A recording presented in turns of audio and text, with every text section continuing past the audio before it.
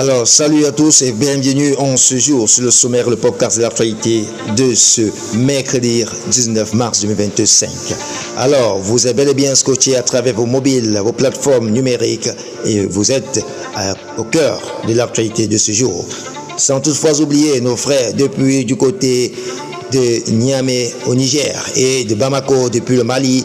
Alors, vous êtes au grand cœur en ce jour. Et bien d'autres, le pays du Sahel, au Burkina Faso, Ouagadougou, que nous aimons bien, et sans toutefois oublier le continent 237, le Cameroun, Douala, Yaoundé, et bien d'autres pays, le Congo, Kinshasa, le Bénin et le Togo. Sans toutefois oublier le Gabon, Libreville, et bien d'autres pays, Bangui, Centrafrique et le Tchad. L'actualité qui bat son plein en ce jour. Après le Niger, notre pays de l'Alliance des États du Sahel annonce son départ de l'Organisation internationale de la francophonie, en abrégé OIF. Cette fois-ci, c'est le Mali qui vient d'annoncer officiellement dans un communiqué du ministre des Affaires étrangères et de la coopération internationale sa décision de quitter l'organisation.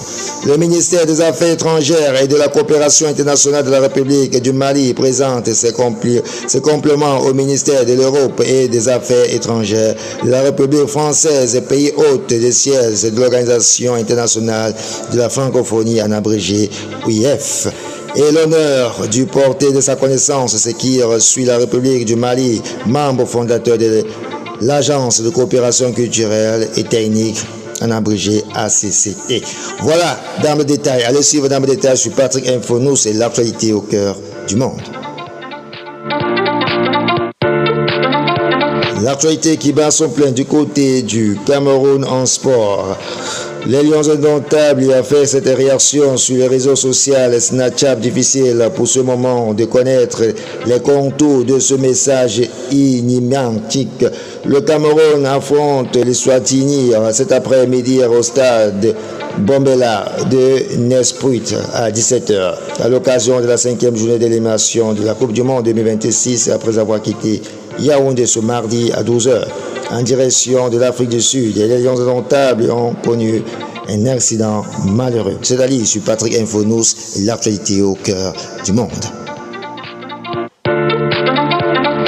L'actualité qui bat son plein du côté des États-Unis d'Amérique. Le nouveau gouvernement américain a imposé un droit de douane supplémentaire de 10% sur les importations en provenance de Chine. Au motif de la Chine devrait être tenue responsable du flux de fentanyl et d'autres drogues entrant aux États-Unis.